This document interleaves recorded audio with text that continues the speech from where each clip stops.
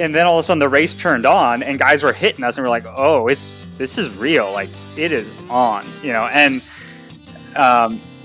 so, I mean, yeah, but I just took it tongue in cheek. If I'm going to be one of the first guys that really focus on gravel, then like, yeah, Pete ruined gravel. Bring it on. Sorry, I took all your fun, but, no, it's before it just, there wasn't really a platform for it. And so it was guys who were kind of winding it out or transitioning through their career, they would go. That said, it's so competitive. I mean, it's still a competition. You got a number plate on, and I almost kind of didn't understand how some guys would say, oh, I'm here for the hugs and the smiles and just to be present and a bit of a celebrity. Well, like, the Dirty Kansas is a lottery. I mean, there's 10,000 people who get the no, and they train all year for this.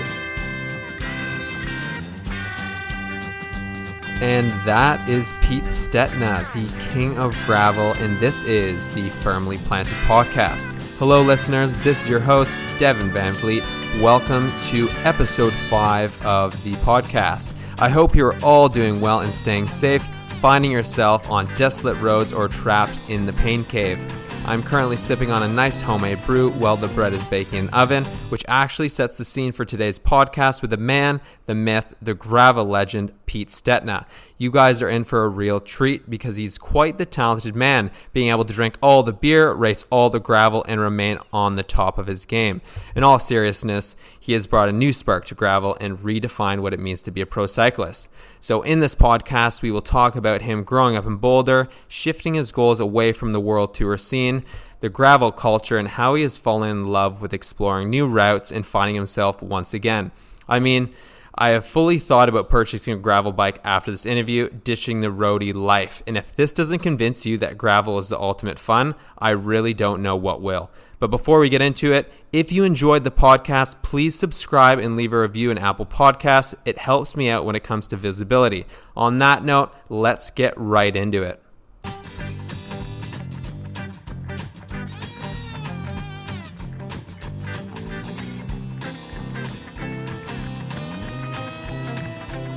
Where are you? And you're in Adelaide? Yes. Sorry. No, right now I'm actually in far north Queensland, so okay. About 2 hours away from Cairns. Gotcha. Have you ever visited Australia? Yeah, I've done the Tour Down Under a whole bunch of times, and the Cadell Great Ocean Road Race back in the day. So, and back in the day, I mean last year even. But yeah, I've done Oz a few times, but I've never done Queensland, Cairns area.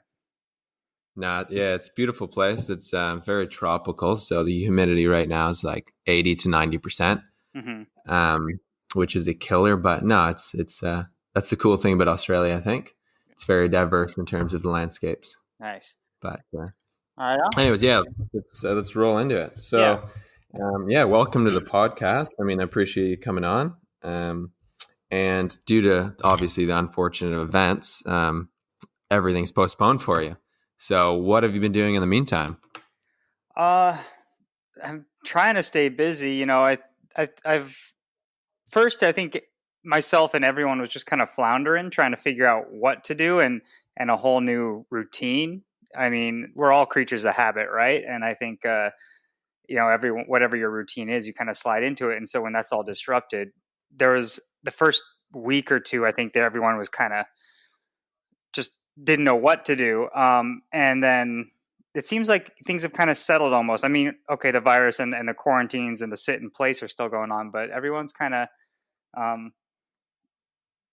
like you've seen like the social media engagement and the feeding frenzy around it kind of die off again. Like, I mean, myself and my wife personally have kind of, somehow we're staying busy all day long. Personally, I got a bunch of projects. I'm trying to create some content and stoke around two wheels in the meantime, just to foster the optimistic outlook for things to come. And also, I feel obligated to provide some sort of visibility for my sponsors and partners that have come on to support me for the season. I mean, they haven't asked specifically. Everyone has just been really cool and said, you can do what you feel comfortable with. But I feel an obligation. I mean, they went out on a limb for me in this new adventure of mine. So I hope to give them something back. No, it's yeah, I think everyone's pretty much in the same boat. So yeah, looking at your schedule, then is it kind of like you're going to reassess and see what actually transpires this year? Or are you just going to shift everything for next year and then focus online and promoting your sponsors and doing that? No, I mean, I still plan on racing as soon as we can race. The problem is it's going to be, we don't know when the first, first of all, the first race has to be cleared and happening. Um, and hopefully that's happening in July, maybe August, maybe even later, maybe not this year. I think the organizers are in a tough situation on, like, there's going to be some sort of best practices protocol around mass participation events. Whether are we starting like a time trial almost, or are you starting in waves, or is there a certain protocol at the feed zone aid stations? I mean, there's a whole bunch of logistics to figure out now. And I mean, the bike racing isn't the problem. It's like, I mean, especially gravel racing, it's such a, Yeah, you pretty much are socially distanced or in a small group of people the whole time, except for the start and the yeah, finish. Although the start and the finish are the most fun aspects. So I'm still hopeful that we're going to have a fun fall season. And as far as my policy, as long as the race is happening that I initially said yes to, like, I'm going to be there. I mean, I'm going to do my best to, whether it's drive there across the country for 20 hours or it's, I'm allowed to fly. I don't know. I'm looking into like getting a sprinter and doing the whole van life thing like everybody now. But yeah, yeah. it's, I mean, if the race is going to happen, I'm going to be there. And that's for the lawmakers to decide. I personally feel comfortable in my health and sanitation skills.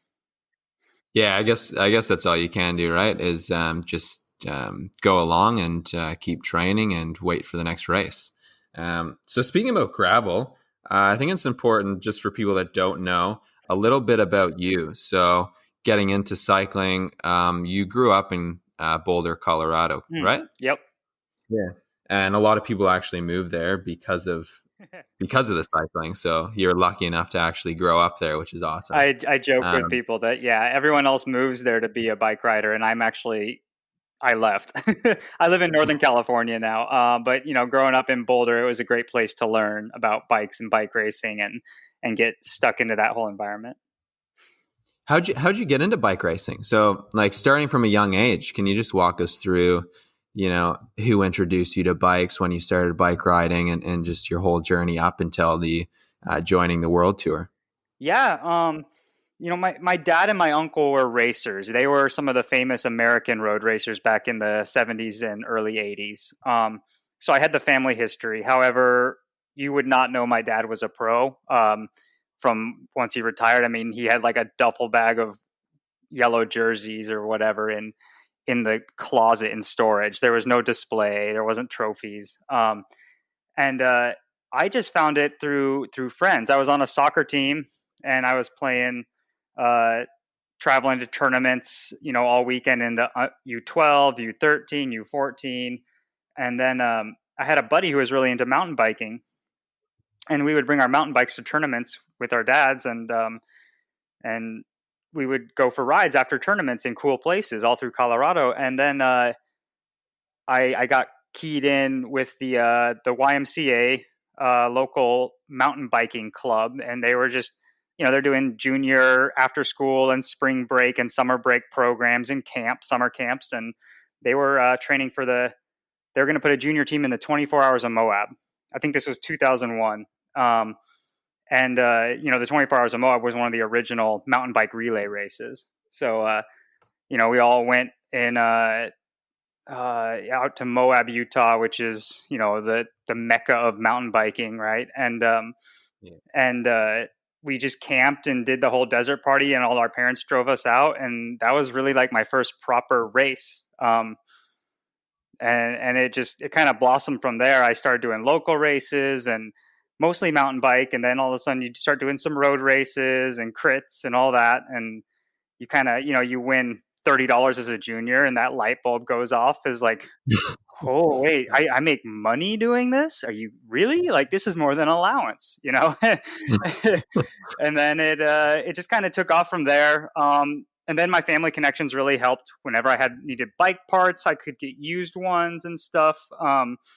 And I kind of got picked up by Jonathan Votter's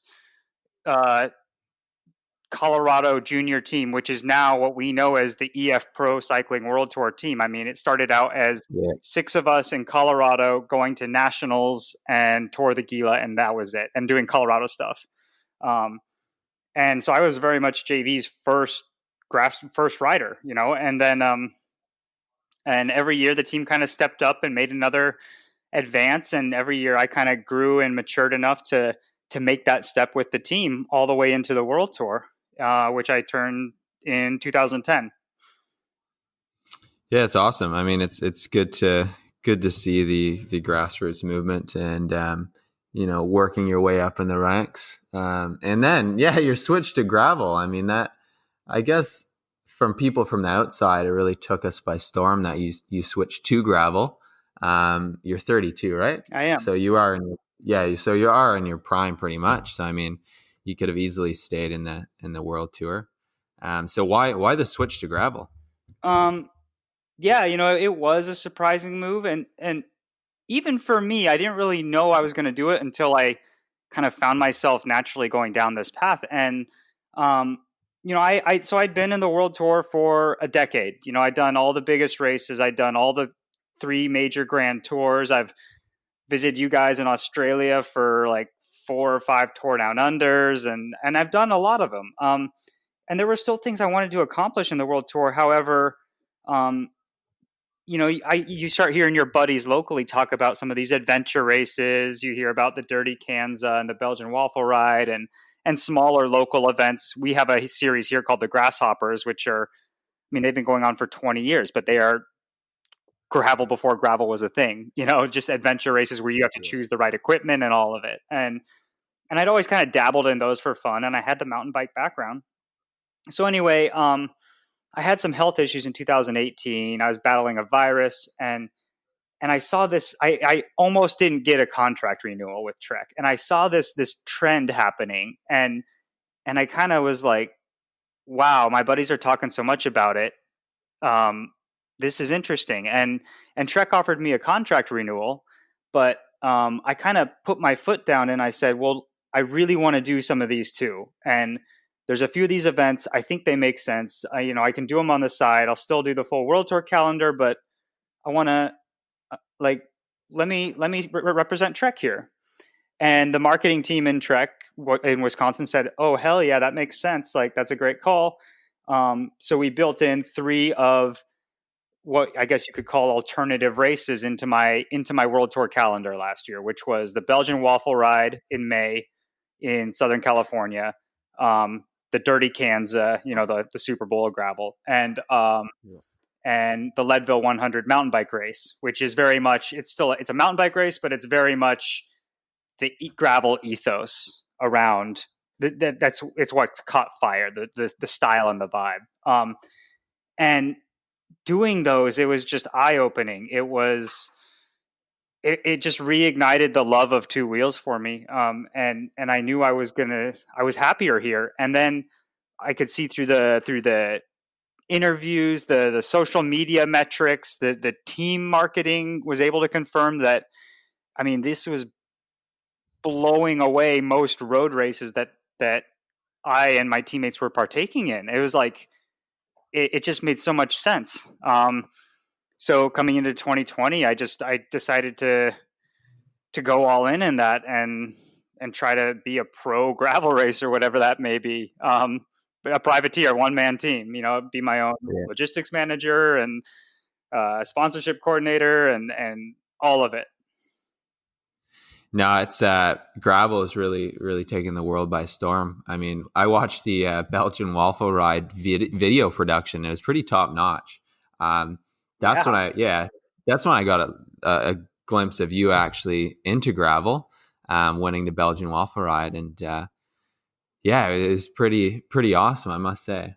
beers, waffle, and dirt road. I mean, yeah, it's what we all love about cycling. I mean, you're on this epic adventure or this race, and the production value was amazing around the BWR. I Yeah. mean, there was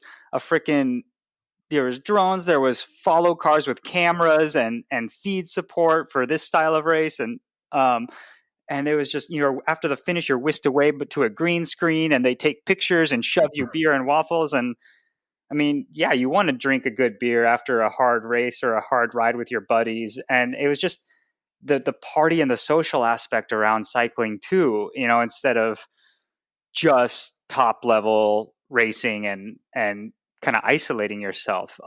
And it was, I was just so happy there.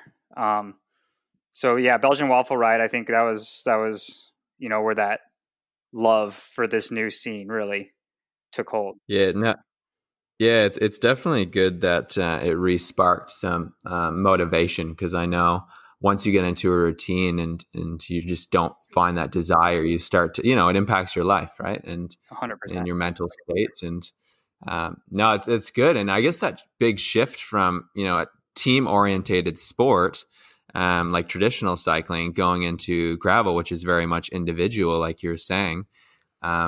How has that changed in terms of now you're not working for anyone, Mm-hmm. and now it's very much about yourself? So I think you've made it pretty clear in previous interviews that you're not here for retirement. This is very much you're here to win and ruin all the gravel. Yeah. So to speak.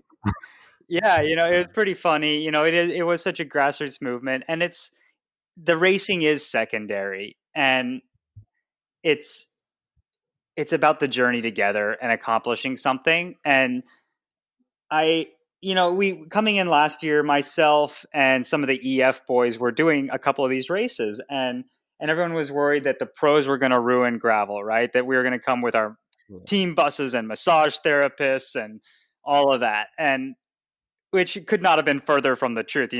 Poor Alex and Lachlan showed up to Dirty Kansas in baggies, which I think they still regret, because it was like 40 degrees centigrade that day, or Celsius. And it was, yeah, it was. And then all of a sudden the race turned on and guys were hitting us, and we're like, oh, this is real. Like, it is on, and so, I mean, yeah, but I just took it tongue in cheek. If I'm really going to be one of the first guys that really focus on gravel, then yeah, Pete ruined gravel. Bring it on. Sorry, I took all your fun, but no, it's before it just, there wasn't really a platform for it. And so it was guys who were kind of winding it out or transitioning through their career. They would go. That said, it's so competitive. I memean, it's still a competition. You got a number plate on, and I almost kind of didn't understand how some guys would say, oh, I'm here for the hugs and the smiles and just to be present and a bit of a celebrity. Well, like, the Dirty Kansas is a lottery. I mean, there's 10,000 people who get the no, and they train all year for this. And like, it's almost a disservice in my mind to the event if you're not going to push yourself and compete, whether that's for first place or against others or just against yourself. I mean, if you're a pro and you have all this talent and you're just going to go ride around at something that isn't a real test for you, then for me, that's not the point. Nah, yeah, I completely agree. I mean, it's let a me lottery say, system, that's what's nice about the gravel scene, is because where it's a shared experience. Like, you and I would be out there. We'd do the Belgian waffle ride, the same course, the same distance. Maybe I'll come in ahead of you, but we're going to get to the finish. We're going to have that beer, and we're going to be able to talk about it and know what each other went through. And that's something that's really cool and unique that isn't in the rest of cycling right now. Yeah, and it's I think it's really special that the pros will actually race with the amateurs in the same race, and you don't get that in the World Tour, right? It's completely separate, and I think bringing that actually increases the awareness on cycling and brings sponsors to the table as well, because I mean, it gives them a reason to actually get into gravel, and the more money that's put into it, the bigger the event can be, and so forth. Exactly. So I think that's a really important part. What about nutrition? I mean, is it different? Like how in your training has that changed much from the world tour, or how does that work? Yeah. Well, nutrition or training? Which one you want to get Uh, into? oh, let's get into nutrition All first. Yeah. right. Um, yeah, it's I mean, riding is still endurance riding. It's still unique. I mean, personally, I try to eat at least a bar, maybe a bar and a gel, or a bar and a bottle of mix every hour. I mean, for the number geeks out there, I mean, basically the amount that you can absorb per hour and not overload your gut is 400 calories. So if you're taking on more than that, it's just going to be sitting in your gut, causing that GI distress. Under that, then you're not getting the proper fuel. So shoot for 300 to 400 an hour. And I mean, do that as long as you can, and you got to train that fat burning and all that. I personally don't hit gels till the final. Gels are like nitrous for your body, and anyone who's ever watched Need for Speed, you don't hit the nitrous button too early. Like that's Yeah. bad. You lose. um, and in this case, by losing, I mean you crap your pants probably. So, uh, but yeah, and nutrition is the same. The only difference is there's a lot more beer in my diet now, which is not a problem, I guess. There seems like beer and gravel racing go hand in hand, which I'm a big aficionado of both. So yeah, in terms of off bike nutrition, what does that look like? Do you want your weight to fluctuate a lot? Like, are you trying to get extremely lean and get that watts per kilo up, or is it more of you're more lenient on what you actually consume prior to races? Or Um, I've definitely let myself relax in terms of the race weight because I don't have to be this anorexic, super rail thin world tour climber. I mean, only a few of my races are big mountain races. I mean, Dirty Kansas is like Roubaix style, right? I mean, you don't want to be carrying extra weight, but I've actually put on a little bit more muscle. I've actually been hitting bigger power numbers, even though I'm a bit heavier, because I have that muscle. I don't have to carry it up alpine passes the same.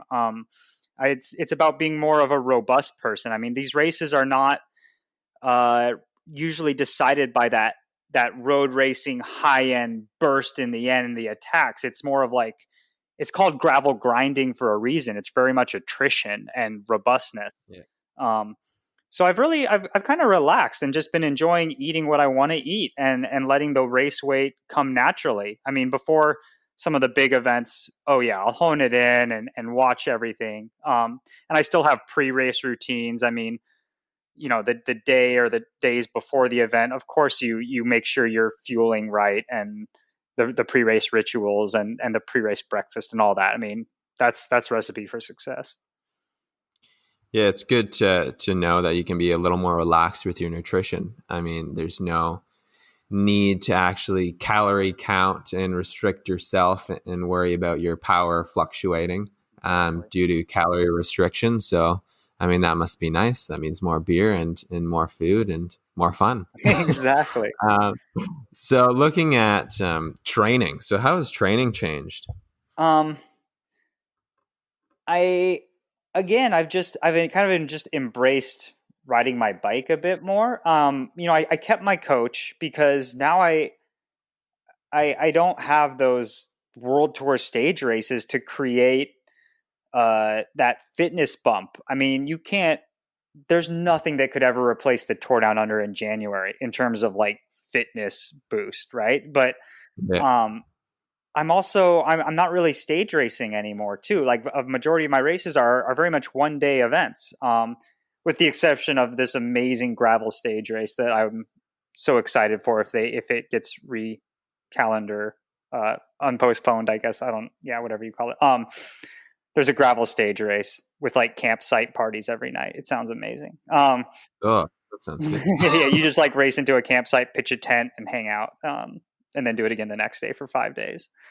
Um, but yeah, it's I hit up my coach and I said, like now training is going to actually be more important than ever. I'm very serious in that I'm treating these races as objectives and I'm competitive and I want to win them. And so I mean, I trained harder, but I also, I build in less of the blocks, less of the 3 or 4 days in a row of 4 hours. I take a rest day more often. I focus on bigger rides more often. I've done a lot more 5, 6, 7 hour rides. And it is my job to adventure now. Like sometimes I just go for just a long bomb road or gravel adventure ride and just something I've never done before. And that's just motivating in itself. It's good for the soul, and it's good preparation because a lot of these events are ultra distance. Yes. Speaking about those longer rides, do you find yourself actually shutting off the data? So shutting off the heart rate, shutting off the power, and just going? Or do you always have that on and you're still looking at that? I personally use it. I like it. I'm still a world tour roadie at heart, and old habits die hard, I guess. Yeah. But I very much am the numbers guy. I like uploading it to Strava with the friends and all that. And so if I can post it and use it, I will. That said, there's a lot of California's bought up, and there's a lot of private property out there. It's hard to find gravel roads where I live. It's either mountain biking or road biking. And there's a lot, but it requires a bit of poach, and you just learn to realize that poach is not black and white. It's very much a gray area, right? Like sometimes, oh, this is an easement. Like they probably shouldn't even put up a sign saying it's private property. And then this is like, oh no, there's a guy with a shotgun at the end of that road. Don't go down that road, and everything in between. And I mean, it's a little bit my job to poach for my career now. Like I need to get these gravel roads. So in instances like that, there's definitely no GPS tracking. So speaking about the poaching as well, like would you go onto like Google Maps prior to a ride and kind of just scope out areas that you could go and then you actually check them out? Or is it kind of just, oh yeah, I see this road, let's wander down this, and if I don't get shot, then Yeah. we'll go down it again. Yep, exactly. A bit of both. And it's a lot of local intel. It's definitely word of mouth, and you have to ask the originals here in town of who, oh, what's that? Does that really go through? And there's definitely Google Earth scoping and linking it all together. Awesome. And then I guess in those longer rides in your training, you're focusing a lot on zone 3 or like just under threshold for long periods of time. Sometimes. Yeah. I mean, I try to just jam, and if I'm feeling good, especially towards the end of a ride in the later hours, if I can keep something going like that, definitely. Sometimes it is just riding though too. I mean, and again, like, I mean, a lot of my rides too with my coach are very much, I haven't really flipped the script. Like a lot of I'd say probably 80% of my rides are still road rides. I mean, I know how to get fit, and these things are fitness tests at the end of the day, the attrition. So, I mean, I'm still doing my timed, repeats on certain climbs and stuff, and all sub threshold work, and when all of that, because I mean, why change what works? Yeah, no, I agree. And when it comes to training again too, do you focus a lot on strength training, or is it more on the bike? It's mostly on the bike. I do strength training on the bike in terms of low RPM work. On the climb, I'll get in the big ring on 50 RPM 5 times 4 minutes or something, and all that. I got some free weights here that I dabble in, but I mean, mostly it's just about, I'm trying to embrace the gravel ethos of just riding the bike for fun and being really strong off of doing that. This sounds like a little life hack. I imagine a lot of pros are going to start to switch to gravel soon. Especially if the tour doesn't happen and all these teams stop. I expect there's going to be a big boom. And I hope there's guys that want to do it, and not just that they couldn't get a world tour contract due to the virus recession, and they're just trying to find the next thing. But if they want to be here, I mean, this is a very communal and open place for them. No, that's good. You see it with Education First in their alternative calendar. Do you think that's going to actually?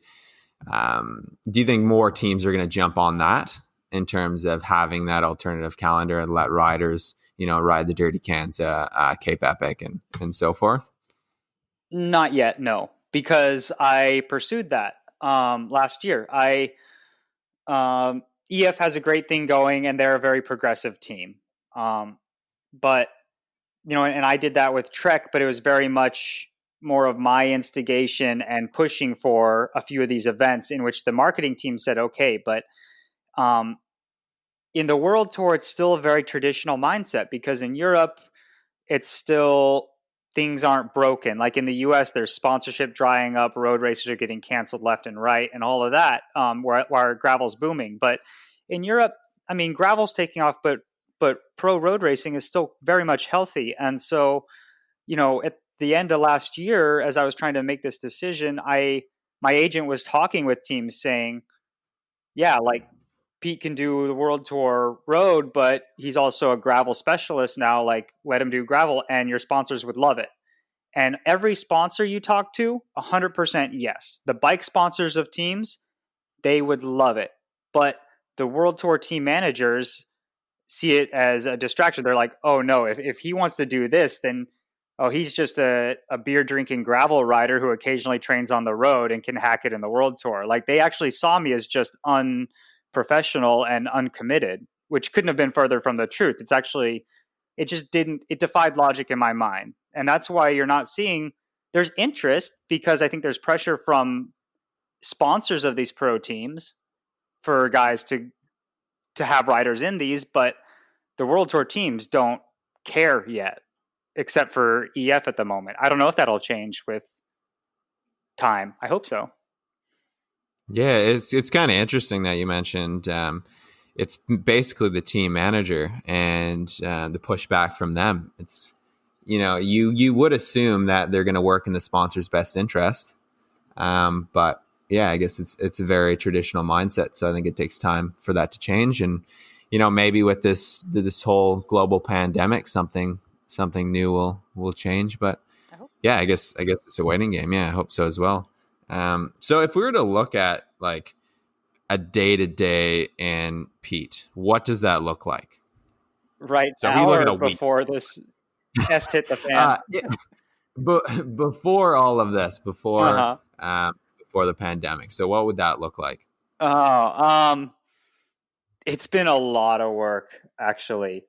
I never could have envisioned that this would have been so much work. It's definitely not just bike riding. Bike riding it's been almost secondary at times, trying to fit it in when I can, because, I was basically starting a new team from scratch. So, my days were, waking up in the morning, dealing with a few emails that had trickled in throughout the night, catching up on social media stuff, and then training ride. And by the time I'm home for a training ride, I have a backlog of emails of, things to flush out with sponsors and other projects, and it was dealing with contracts at the beginning of it. But I was pulling 7 a.m. to 6 or 7 p.m. every night for the first quarter of the year, including training. It was definitely hard. And luckily, once race season kicked off, it definitely started to slow down. And there were days when it was just being a bike racer, and it felt like a treat. But I'm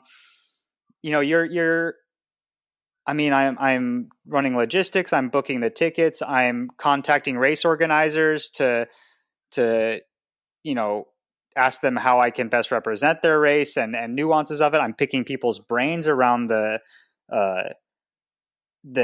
technical aspects, because every race is different with different tires, different gearing. I'm trying to ask people who have done it before.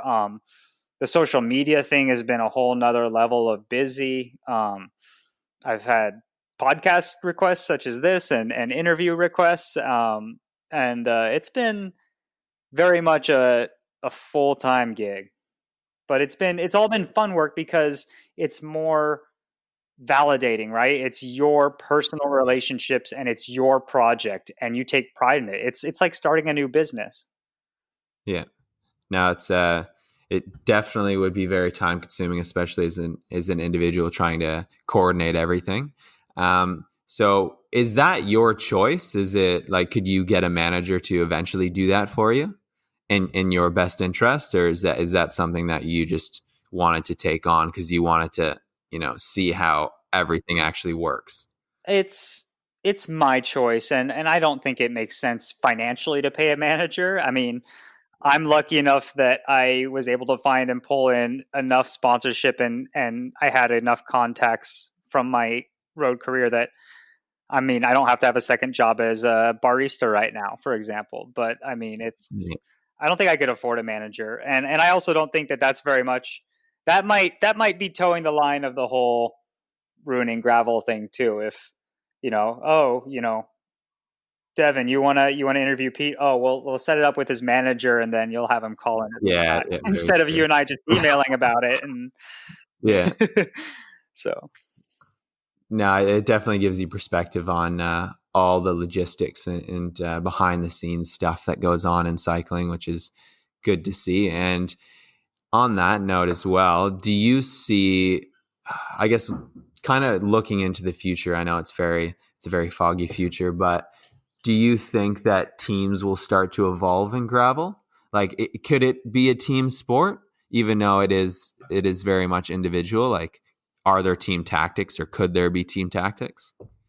yeah, yeah, I think so. I mean, yes, I think no one wants it to become road racing off road. I mean, I don't think anyone wants to see packs of teams polling for one guy and all that. That's not the gravel spirit. I mean, what drew everyone to this is we're out doing this. We're competing, but we're friendly. It's very much a gentleman's race still. We're not skipping poles, we're not hiding and all that. Like it's going to become a slugfest and an old fashioned brawl, and that's where it's at right now. And I think that's what's enticing to people. And every race is different. I mean, Dirty Kanza, there's no hiding. It's just so hard and it's so long that you're either going to be able to stay up front or you're just going to totally implode. But Belgian Waffle Ride very much is it's a road race. It is the organizer doesn't even call himself a gravel race. He calls himself a spring classic. That's how he modeled it after. So there's a whole spectrum. You are seeing teams. There are some specific gravel teams, but they're not really using team tactics yet. They're supporting each other, but they're not like one, two attacking working guys over the same. It's more about just supporting each other out there. No, it'll be interesting to see what happens in the future. Yeah, in terms of teams, like you said, it's an all out brawl. So, looking at the Wahoo team, I guess the frontiers, as you'd say. Tell me about what's going on there, because obviously they've signed, or they're helping out, some really good riders. And would you work as a team at a race, and then obviously it would split off as individuals, and the best man wins? Or Yeah, it's funny. The Wahoo Frontiers program is people have thought it's a team, and I guess it's just taking the public to kind of a while to wrap their head around what it is. It's more of a collective. We're a bunch of individual privateers, just like myself, who have the commonality in that we are Wahoo sponsored athletes, and we are uh, focusing ourselves on this new frontier of cycling and of our career, and this off the beaten path realm. And so they have great list of riders they've signed. There's myself, there's Ian Boswell, there's Colin Strickland, Mr. Dirty Kanza winner. There's Heather Jackson, who's a super famous triathlete, and then there's also Amity Rockwell and Sarah Sturm, who won the female category of the Dirty Kanza and the Belgian Waffle Ride, respectively. And we're just kind of in the frenemy zone, I guess you would call it. Like we're very much yeah. racing each other. I mean, Colin and I are blow for blow, no holds barred. That said, we're actually really good friends, and after the race, we'll have a beer together. If I see him on the side of the road, like maybe a CO2 is going to fall out of my pocket for him. I'm not going to stop. I'm not Yeah. going to fix his flat for him. But we're going to, it's like that. But we're very much like, he's got 7 other sponsors. I have 7 or 8 other sponsors, and we're racing for us. We're a privateer. So that's what the Frontiers program is. And we're doing some Okay. fun projects together on the side, and just supporting the gravel movement. Okay. So would you ever have like team camps with the Frontiers, or is team camps kind of out of it? You No, we don't did. look at that. We were in Boulder this winter around that Old Man Winter rally that got snowed out, unfortunately. And that was just kind of like the gravel season kickoff. So Wahoo, just to get everyone to meet each other, get comfortable with each other, capture some media for their video projects. They rented a house in Boulder for 4 or 5 days, and we all stayed there and hung out and rode bikes together and just gelled. It was a lot of fun. Yeah. So it's pretty much like you'd say more isolation in terms of world tour. Like you will you completely isolate yourself and just focus on the cycling aspect and the training aspect, or is it very much a social thing? Like you will still do social rides, with good friends and so forth. I think it's more social than World Tour. I think World Tour is actually the most isolationist. You train and you have to follow your strict training protocol and your structure from your coach, and then you go to the race and you sit in the team bus and you do the race and you get back in the team bus and you go to the hotel. So you only deal with the people inside your direct team.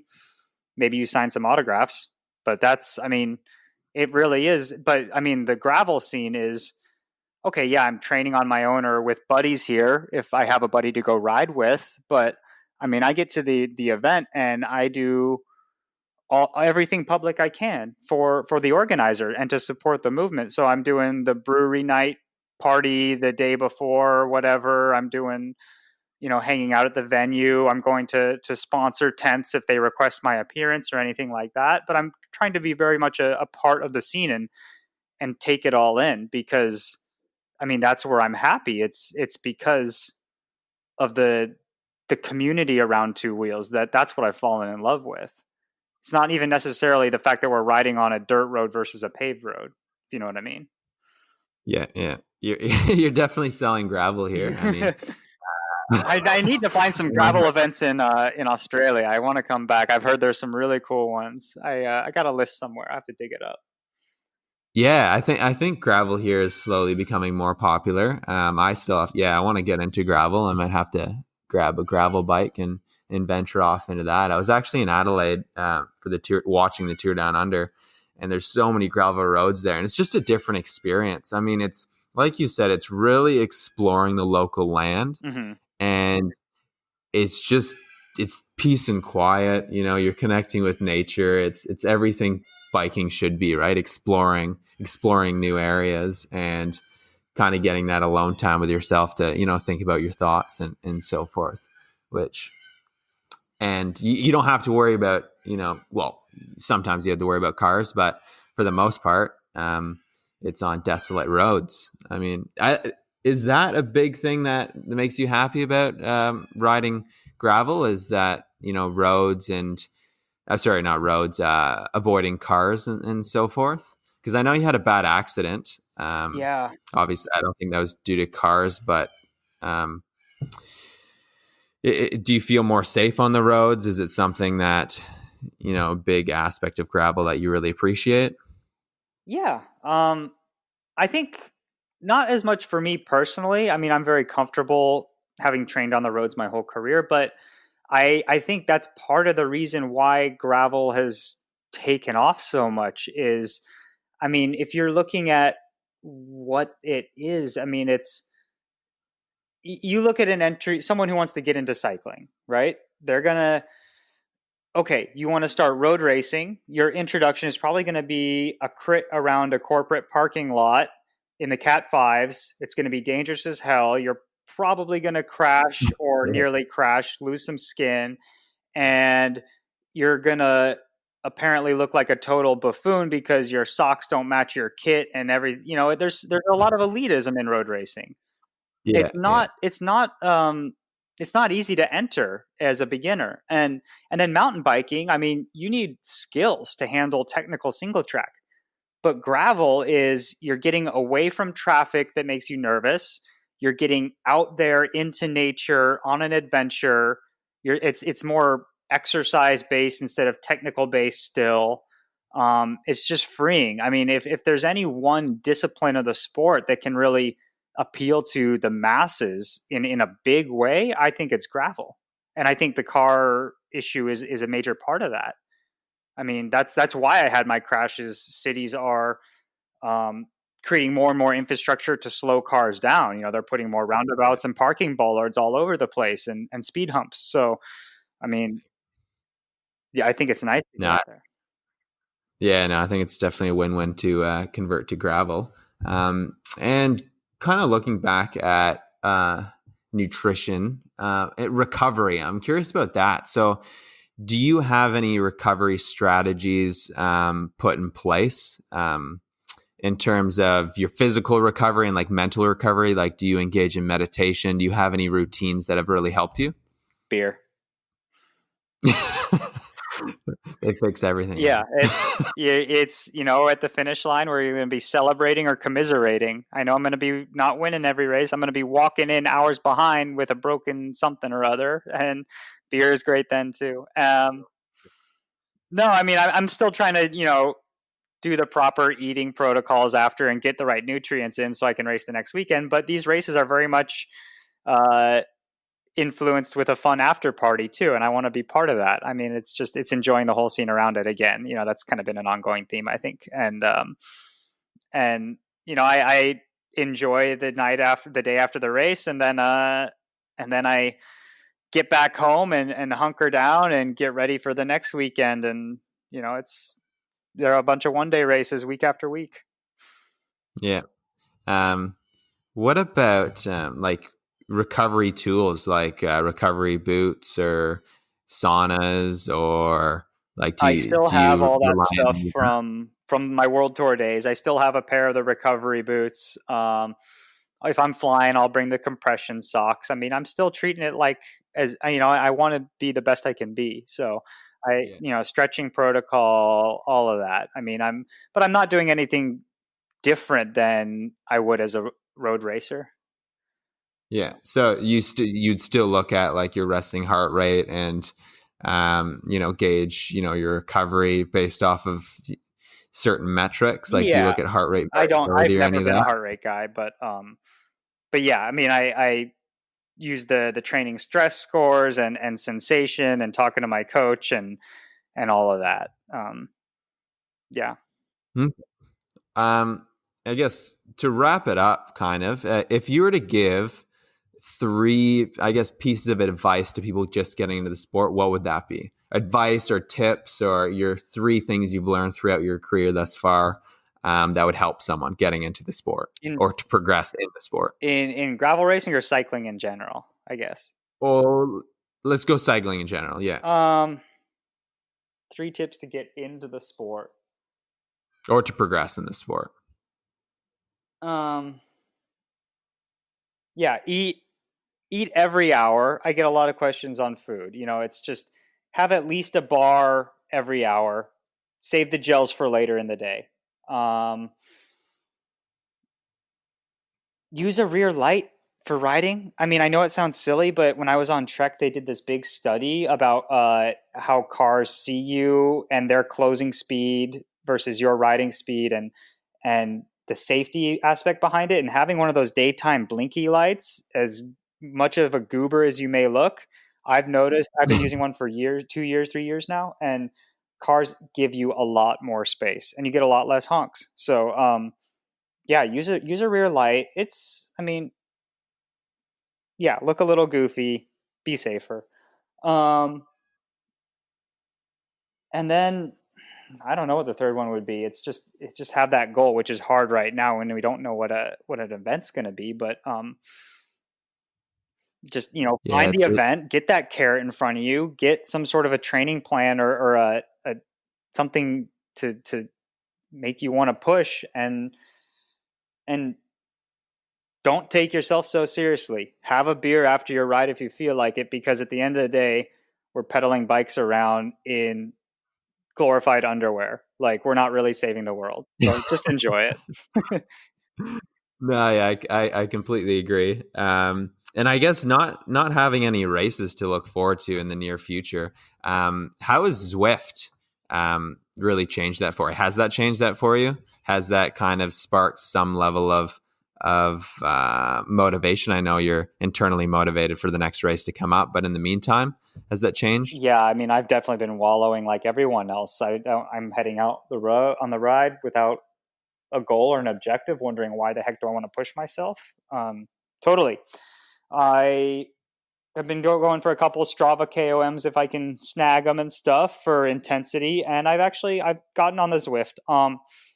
I've done a few Zwift races, and it's interesting, it's fun.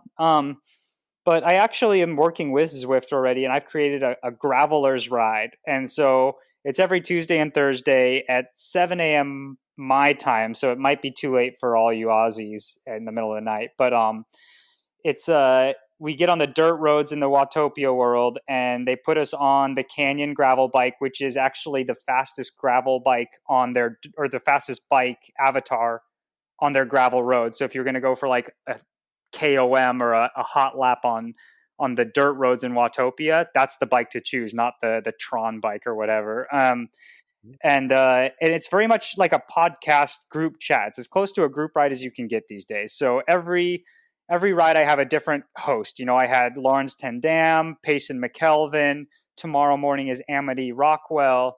And it works as like just kind of like a running banter. I mean, people can text in questions to either of us, and we're trash talking each other. And as co-leaders, you know, our message pops up on the screen, no matter where you are on the course, if you've RSVP'd for our ride. So it's very gravel. It's you go as hard as you want to go or as easy as you want to go, but you're going to be part of the conversation. And it's 40-minute spin every Tuesday and Thursday. It's been fun. Awesome. I'm going to have to join that. And crack a beer while I'm on the indoor training. Yeah, because it's probably the middle of the night for you, but yep. No, that's good. That's awesome to hear. And, I really appreciate you actually coming on the podcast. I know you're extremely busy in terms of trying to organize things. And I guess it's a slower time due to the postponements and such. So I really appreciate you coming on the podcast and talking to me, and for all the listeners, hopefully they gain something out of this. And if I'm ever in Boulder, Colorado, we should tee up for a beer and a gravel ride. Definitely. All right, I appreciate that. All right, thanks so much. Thank you. All right, talk to you soon. Take care. Bye. And that concludes episode number 5 of the Firmly Planted podcast. Again, if you have a quick minute, go on Apple Podcasts, leave a like, subscribe, comment. It helps me out in terms of visibility. And if you have a message, you can DM me on Instagram. The handle is at FRMLYPLANTED. And if you have any suggestions on who I should interview next, you can always send me a personal message. Anyways, stay safe.